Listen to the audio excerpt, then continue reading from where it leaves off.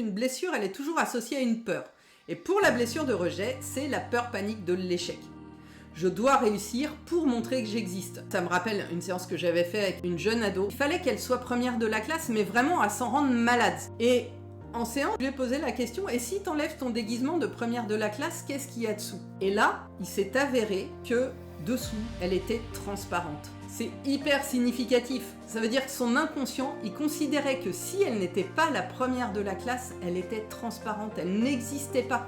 Donc là, on a une blessure de rejet top là. D'ailleurs, elle avait tout à fait la morphologie, mince, toute fine, qu'on voyait pas. Et donc, il fallait qu'elle soit première, c'était indispensable pour exister, sinon c'était la mort, elle n'existait plus. Donc son inconscient, il était en panique si elle risquait de ne pas être première de la classe. Donc voilà, on a fait une séance là-dessus et après ça a été super bien. Quand on va gérer avec l'inconscient, c'est vraiment impressionnant les résultats qu'on peut avoir parce qu'on va vraiment à la source. Et les parents m'ont dit qu'elle était transformée.